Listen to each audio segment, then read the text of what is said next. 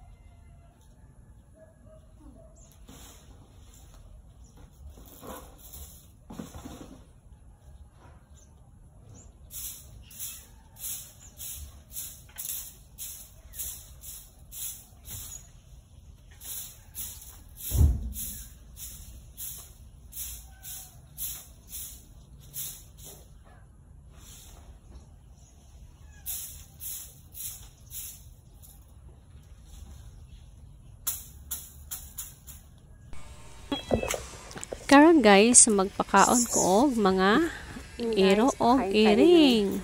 Mga aso at pusa. So, mo ni ilahang mga dito. kuan. Dali ibabaw. O, mga ganinin ni hotda o. Oy, wait sa.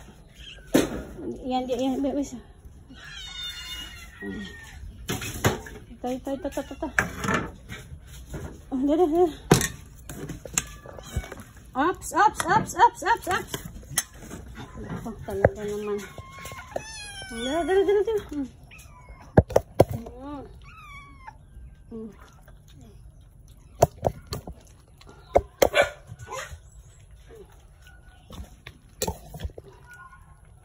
Wait, Marshall. Wait ka lang dyan, Marshall. Marshall, hugdanin ko an. Dito, Marshall. Dapat bili ni ginaubos kay napay lunch. Marshall. Yeah. Pinagsudan guys kay paksiw. So, gipalitan ako silang isda no, tapos gihiman ako paksiw para ilahang sudan budget ba. Sana yung isa. So, ang isa si Molly. Diri na mo siya ginapakaon sa sulod kay para dili siya mailugan ni Marshall. Kay si Marshall dako kay kaon guys. Molly! Kulang pa jud saya ha. Kaon na ka. Agoy, wa na ang humigas. Kiat man ni. Dalian na kay limpyuhan na. So, mo si Molly. Na ang isa naligo na guys, ni mata na. Anak ko niya magnigo sa siya kay para malingaw. Hi guys, so ngayon nagpe-prepare na kami guys kasi ito na papunta na kami ng school. So mamaya sa school, diretso kami sa church. So, mga 5 pa kasi matapos yung ano niya, yung school niya. 2:30 to 5 p.m. So, diretso na kami ng church. Kasi mag-start yung church namin 5 p.m. So, ayun. Ganito lang muna. Ayan, ready na siya guys para sa school niya. Medyo makulit. Kailangan mo ng ano, kailangan mo talagang bigyan ng phone muna para magbihis. Ayan, ang sarap naman ng tulog ni Molly. Sarap ng tulog ni Molly. Molly? Minsan dyan siya natutulog, oh. Hinahayaan na lang namin. Ayan. Ayan. Are you ready na? Yes! Okay lang. Mga po, lakaw tag malas dos. Sayo pa man. Hey